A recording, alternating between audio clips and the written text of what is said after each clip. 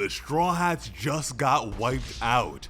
Shots have already been fired, so the war to end all wars is finally about to begin. The cover page of One Piece chapter 1146, titled "A Stir in the Silence," features Ulti begging Yamato to accept her and her brother Page 1 as underlings since the Oni saved their lives. These two Devil Fruit users are the children of a former warlord and were two of Kaido's strongest crewmates, so they're bound to be useful recruits. Gunko just appeared in front of the Straw Hats. Usopp was freaking out, as he usually does, and wondered who the hell just showed up on their ship. Jinbei and Nami figured that it must be one of the intruders. Colin was on edge, but trying to follow along. They explained that the person in front of them must be one of the human invaders that defeated the castle guards. Nami barked at the stranger since she must also be behind the kidnappings. Gunko honed in on the fact that they incorrectly regarded her as a human. Brook was confused. She corrected them by claiming that her and her companions are gods. Now Usopp was even more freaked out. She was talking like Enel or a celestial dragon. And it's nice to have Enel mentioned in the story again. I'm sure it's only a matter of time before he makes his grand return. Nami was still fuming. She demanded to know why a god would target the children of Elbaf. Colin's anger was stronger than his nerves as he called the other children his friends. He demanded to know where they were being taken and also told her to let them go. Gunko told the boy to know his place and watch his mouth. She expressed that even for them, cleanly conducting this operation is impossible due to the size of their victims. Meanwhile, the giant storm cloud collapsed. Frankie managed to defeat it while Ripley, Lilith, and Bonnie cheered him on. Ripley was even holding him up like a strong action figure.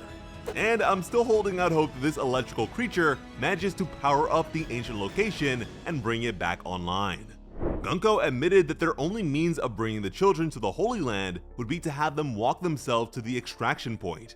Hearing that, Nami knew that they were dealing with a celestial dragon. The others caught on too. Usopp isn't very fond of them, but hardly expected one to look like Gunko. Suddenly, Brook was a bit more serious and astutely told the others that the person in front of them is probably of an even higher rank, one of God's knights. So Brook seems to be pretty informed on the subject. Maybe they have something to do with his backstory that we somehow still don't know. Not his days as a pirate perhaps, but before then, his home island and such. But as her arrow extended, Gunko confirmed his suspicion. The arrow made its way to Usopp. He was enraged by the thought of the children being forced into slavery. Then he noticed the arrow and started freaking out yet again. Nami was the first to make a move. She refused to let this monster have her way. She called on Zeus. Meanwhile, Usopp was still trying to get the unrelenting arrow to leave him alone. Nami summoned and hurled her Thunder Shark Tempo at an unmoving Gunko. This is a brand new move of hers that seems pretty cool. But in a flash, the attack was redirected by an arrow. Gunko explained that the world was originally intended to just disappear one day. That had always been the plan. Nami was forced to run away from her own attack. But a moment later, the attack landed as Nami screamed. Zeus cried and apologized. Gunko was utterly unmoved, but it turns out that Nami used Brook as a shield, so he was the one who got hit. Gunko continued to say that some humans realized what would happen and made it their mission to tell the rest of humanity. So the celestial dragons always expected Doomsday to arrive. The third world would only last so long. If they're the only ones who knew what was coming, I guess I can see why they treated everyone else as disposable. But regardless of all that, Usopp finally decided to lock in. He fired a shot directly at Gunko. This time, she didn't have an arrow to contest it. He landed a perfect headshot with his skull bomb grass. He let it be known that the Straw Hat Pirates are not afraid of the celestial dragons. Only Gunko's legs remained. Nami cried out and called the move overkill. Usopp immediately felt bad for going too far and prayed for forgiveness. But soon, something even more horrifying happened. Gunko's body began to regenerate. Funny enough, Brook was disturbed to see the dead rise again. Gunko continued to say that once it begins, it cannot be undone. Usopp and Nami were losing their minds at this point. So just like the 5 elders, Gunko, and presumably the other members of God's Knights, have this insane regeneration ability. We seriously need to figure out how this ability works and how to reasonably counter it. Otherwise, there's just no hope of ever keeping them down. But with this display, I'm left to wonder if Gunko feels pain at all.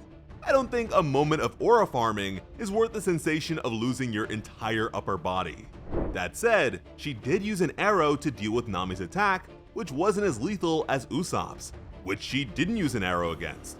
So maybe sustaining damage is unfavorable, but recovering from fatality is acceptable or even beneficial.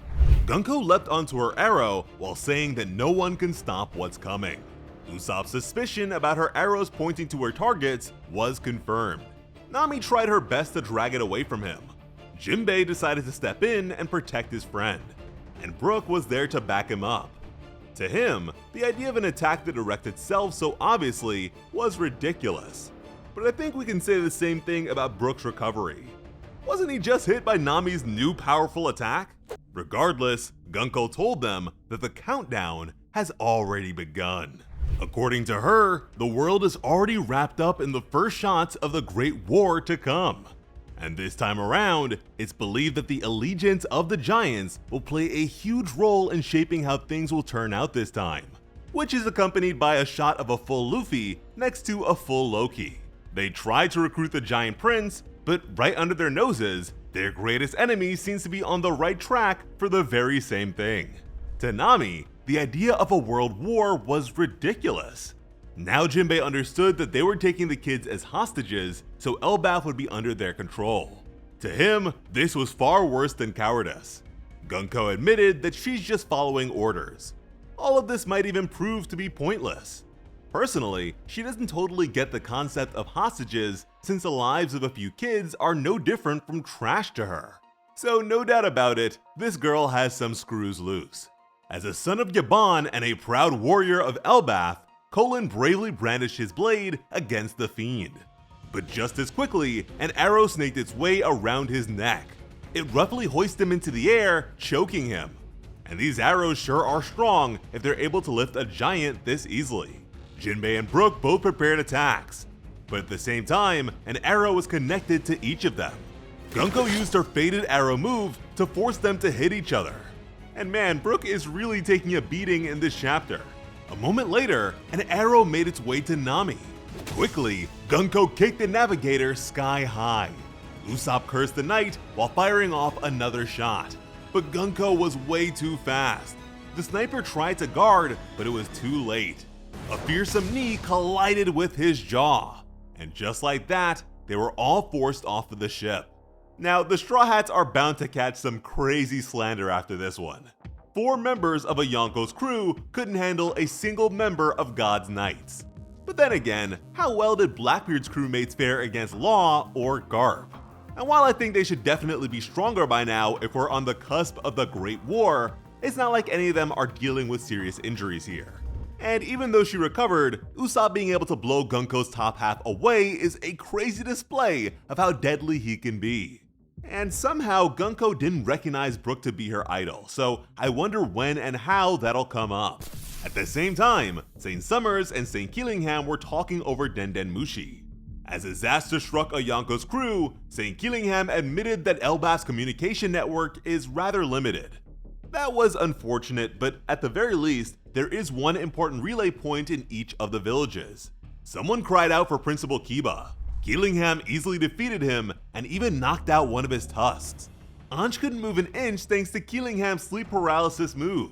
This devil fruit just keeps getting crazier and crazier. Keelingham was intrigued by the massive telediction snail. He's never heard of such a thing.